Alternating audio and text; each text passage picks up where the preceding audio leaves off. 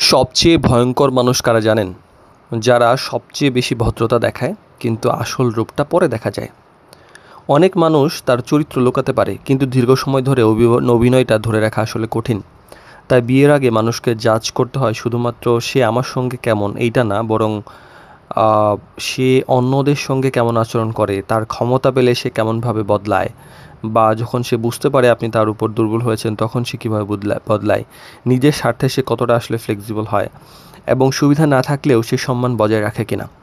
তো ম্যারেজ কেবিডির বিবাহ বিষয়ক জটিল প্রশ্ন সহজ উত্তর সিরিজের 33তম পর্বে কথা বলবো সত্যিকারের চরিত্র কিভাবে যাচাই করবেন। তো মানুষ আসলে চাপের মধ্যে তার আসল রূপটা প্রকাশ করে ফেলে।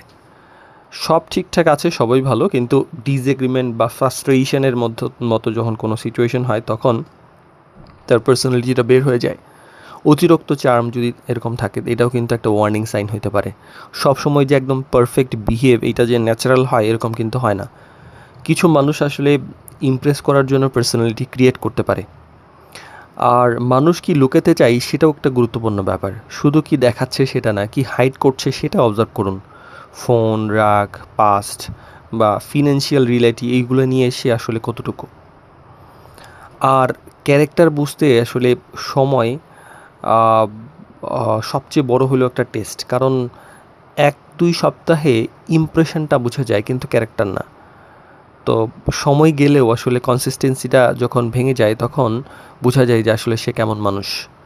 আর আপনার ইন্টেনশনটা ইগনোর করবেন না, কারণ আপনি যখন কখনো কখনো ভিতরে অস্বস্তির একটা কারণ হতে পারে, কারণ সব সময় রেড ফ্ল্যাগ এভিডেন্স যে ব্যাপারটা সেটা শুরুতে ধরা পড়ে না।